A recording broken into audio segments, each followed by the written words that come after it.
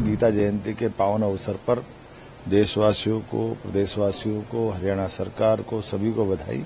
हमने भी जो गीता महोत्सव का आयोजन किया है वो बीते 8 तारीख से लेकर 12 तारीख तक चलने वाला है। मध्य प्रदेश सरकार भी गीता महोत्सव मना रही है।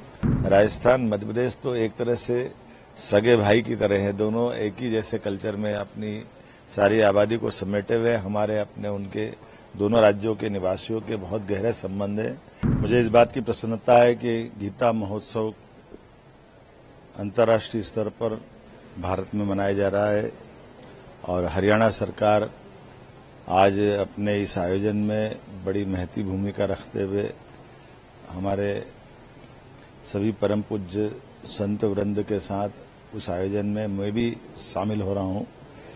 कुरुक्षेत्र वो स्थान है जहां भगवान ने 5000 साल पहले कौरव पांडवों के बीच अर्जुन को कर्मवाद की शिक्षा देकर के पवित्र गीता का एक तरह से अवतरण हुआ था।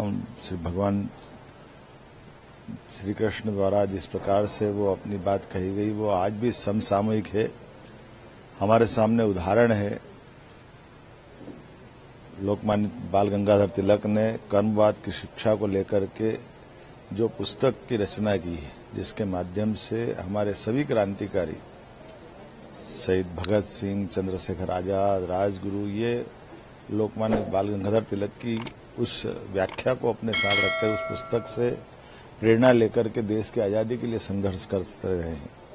अपने जीवन का रहस्य समझते हुए जिस प्रकार से पवित्र भाव से भगवान कृष्ण ने अपनी बात समझाई है वो सबके लिए पाथेय के रूप में है। मुझे इस बात की प्रसन्नता है कि हमारे लिए न केवल वो पवित्र ग्रंथ है बल्कि वो जीवन की सार्थकता सिद्ध करने का मार्ग भी है। मेरी अपनी ओर से गीता जयंती के पावन अवसर पर देशवासियों को, प्रदेशवासियों को, हरियाणा सरकार को, सभी को बधाई। उम्मीद कर रहा हूं कि हमने भी जो गीता महोत्सव का आयोजन किया है वो बीते 8 तारीख से लेकर 12 तारीख तक चलने वाला है। मध्य प्रदेश सरकार भी गीता महोत्सव मना रही है और उसके विविध प्रकार के आयोजन लगातार चल रहे हैं। मेरी अपनी ओर से आप सबके प्रति भी मंगल कामना, बधाई। यशस्वी प्रधानमंत्री श्रीमान नरेंद्र मोदी जी के नेतृत्व में सभी राज्यों ने अलग अलग औद्योगिक निवेश के दृष्टि से जो कदम बढ़ाए, मैं बधाई देना चाहूंगा माननीय राजस्थान के मुख्यमंत्री श्रीमान भजनलाल जी शर्मा को, जिन्होंने 9, 10, 11 3 दिन की राजस्थान में इन्वेस्टमेंट के लिए अंतर्राष्ट्रीय स्तर की कॉन्फ्रेंस का आयोजन किया है। इस अवसर पर हमारे यशस्वी प्रधानमंत्री वहां मौजूद रहने वाले हैं। राजस्थान, मध्य प्रदेश तो एक तरह से सगे भाई की तरह है। दोनों एक ही जैसे कल्चर में अपनी सारी आबादी को समेटे हुए हमारे अपने उनके दोनों राज्यों के निवासियों के बहुत गहरे संबंध हैं। ऐसे में प्रधानमंत्री के द्वारा वहां पहुंचना और उद्योगपतियों को निवेश के लिए प्रोत्साहन देना मेरी अपनी ओर से इस पूरे आयोजन के लिए शुभकामना है। यशस्वी प्रधानमंत्री श्रीमान नरेंद्र मोदी जी के नेतृत्व में जब भारत दुनिया की तीसरी आर्थिक महाशक्ति बनने जाएगा तो ऐसे में सभी राज्यों को समान रूप से काम करने की जरूरत है।